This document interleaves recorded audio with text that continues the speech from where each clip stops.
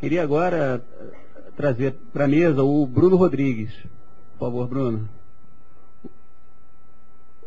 O Bruno ele é autor do livro Web Writing, Redação e Informação para a Web. Ele é instrutor de Web Writing e Arquitetura da Informação no Brasil e exterior e consultor de informação para a mídia digital da Petrobras. O microfone é seu. Boa noite. Gente, olha só, primeiro é uma delícia ouvir a me falando e as Druva também, né?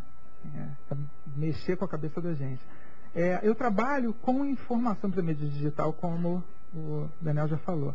E o que acontece é o seguinte, é muito complicado você trabalhar com esse tema, porque quem começou lá com o Jurássico, como eu, no mercado, e a me bem lembra disso, né? A gente se conhece há muitos anos atrás.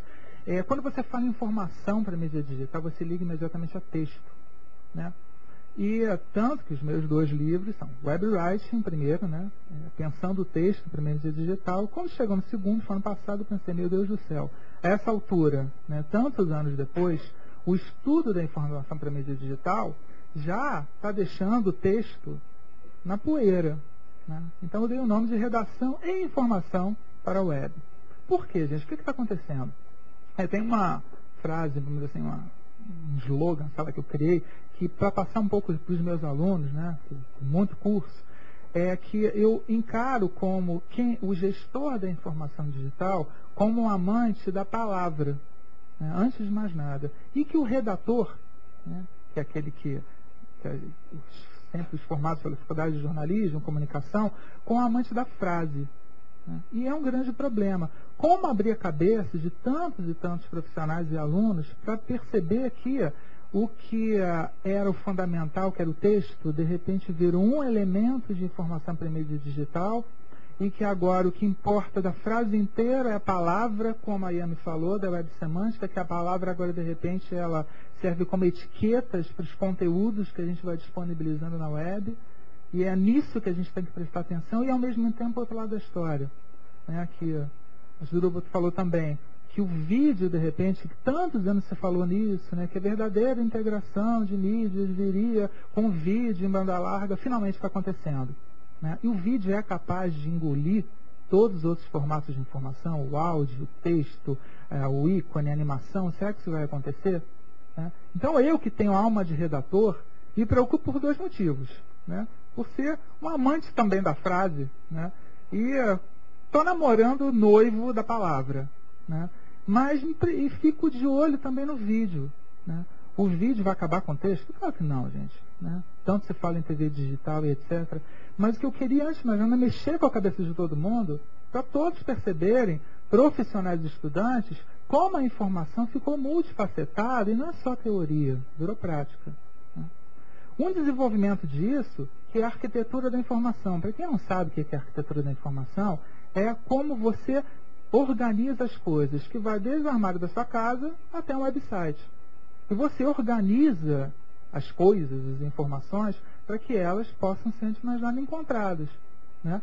E o que eu tenho percebido nos últimos tempos é que essa maneira de arrumar as coisas, né, que tantos profissionais do mundo inteiro se dedicam à arquitetura da informação, de certa maneira, a arquitetura da informação morreu.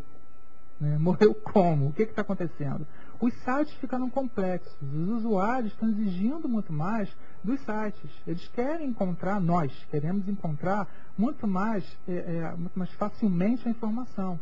O usuário médio, muitos não gostam dessa expressão, mas o usuário médio, ele já sabe lidar com uma estrutura que é um website. Então, o que está acontecendo? Sites complexos, usuários exigentes, tempo. O usuário não quer tanto tempo mais para procurar. E, ao mesmo tempo, ele não quer toda hora ter que usar um buscador interno de um site. Não é por aí. Então, o que está acontecendo? Eu percebo, eu sou apaixonado por qualquer coisa ligada à comunicação da Disney, né? Muita gente sabe disso. E há 3 semanas atrás, a Disney lançou o novo portal, a nova versão do portal Disney.com. E, para quem não sabe, de uns 2 anos para cá, a Disney virou um expoente, né, em comunicação digital, por conta da associação. O Steve Jobs virou o maior acionista individual da Disney, e toda essa história que alguns devem saber. Então, o que acontece? A gente tem que prestar atenção no que a Disney está fazendo na internet. E, antes de mais nada, quando você entra no Disney.com, você percebe que A arquitetura da informação está lá. Claro, você não pode ter um armário sem gavetas, sem uma arrumação, vamos dizer assim. O site tem que ter uma organização. Mas o que sobressai ali? As marcas sobressaem. Então, de repente, se é o PU, né? Isso tem sobressaindo acima da própria arquitetura da informação, visualmente. Se é Piratas do Caribe, isso aparece mais. Se é High School Musical, isso aparece mais. Né? Então, é esse raciocínio de mostrar marcas, né? Não interessa. Eu dei o exemplo da Disney, tem o exemplo da Nestlé brasileira, que está trabalhando dessa maneira também, quais são os grupos de produtos. Então você vai encontrar a sua velha hierarquia de assuntos básica para você encontrar qualquer informação. Mas as marcas estão indo para a superfície. A verdadeira ponta do iceberg. Né? Outra coisa é o seguinte, a gente fala tanto, né, de conteúdo gerado pelo usuário. É muito doido isso, né? Quem está no mercado, vários aqui, a gente sabe que você não pode chegar e dizer, não, que besteira. Porque não é besteira, a gente sabe que não é. Mas ao mesmo tempo, eu coloquei um apelido, né, em muito do que se produz, do que o usuário produz hoje, não é conteúdo gerado pelo usuário, é conteúdo jogado pelo usuário. No fundo é isso. Né? Vocês sabem que isso, gente, várias empresas de pesquisa têm dito isso no mundo inteiro, que mais de 90% do que o usuário produz é lixo.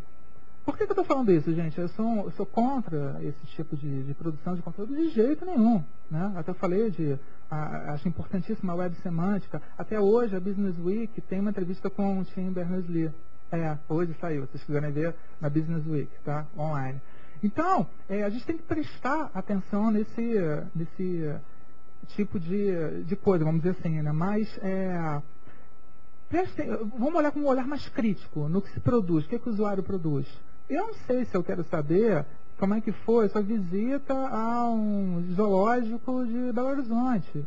Né? Isso às vezes aparece em veículos online. Até que ponto? Ou às vezes não. A gente quebra a cara. Nós no mercado, você vai perceber que o usuário quer sim conhecer o filhote de hipopótamo que nasceu no zoológico de Porto Alegre. Sei lá. Então para a gente ficar de olho, mas ter crítica em cima desse conteúdo gerado ou jogado pelo usuário. Né? E outra coisa, que tem uma campanha que eu tenho feito, né? Eu escrevo para o Comunique, tá? Né? Escrevo para a Web Insider, que é no UOL, e escrevo para a revista Web Design, que é impressa. Eu publiquei o mesmo texto nos 3 lugares, que é Descompliquem a Web. Por quê? Certas terminologias que a gente gosta tanto, quem é do mercado precisa disso para se comunicar. Então, é o Web 2.0, é o Web 3.0, que rouba um pouco o raciocínio da web semântica. A gente que trabalha com isso precisa desse tipo de comunicação. Mas a minha mãe não precisa, nem meu sobrinho.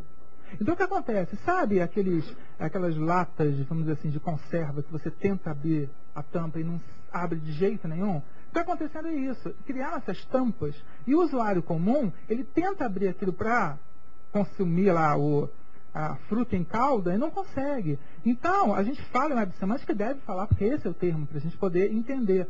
Mas o importante para minha mãe, para minha tia, é saber que o que ela produz, né, desde uma galeria de fotos, no Flickr, até que ela deve criar etiquetas para aquilo, que ela fazendo aquilo, o conteúdo que ela publicou vai ser facilmente achado por outro usuário.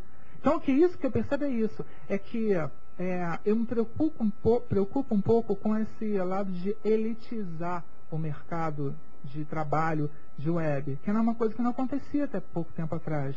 Né? Daqui a pouco vão criar um clube dos jovens profissionais de web. Né? Calma, gente, vamos baixar um pouco a bola. Né? Então, campanha Descompliquem a Web. E outra coisa que eu percebo um pouco é sobre o retorno dos portais. Lá no início do estouro da web comercial, 95, 96, a América Online, nos Estados Unidos, o sonho dela, vocês lembram disso? Era o quê? Que qualquer usuário americano fosse navegar pela internet, entrasse primeiro pelo site da América Online. Isso não aconteceu. Tinha um pouco de ambição, tinha um pouco de ingenuidade também. Todos nós éramos ingênuos naquela época. Agora o que eu percebo é o seguinte, tantos grupos de comunicação no mundo inteiro, né, começam, o Murdoch e tal, com outros, começam a concentrar esforços na internet e tal.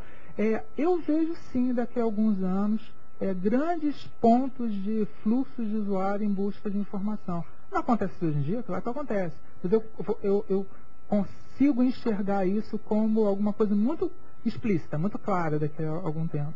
Né? E acho que é isso aí.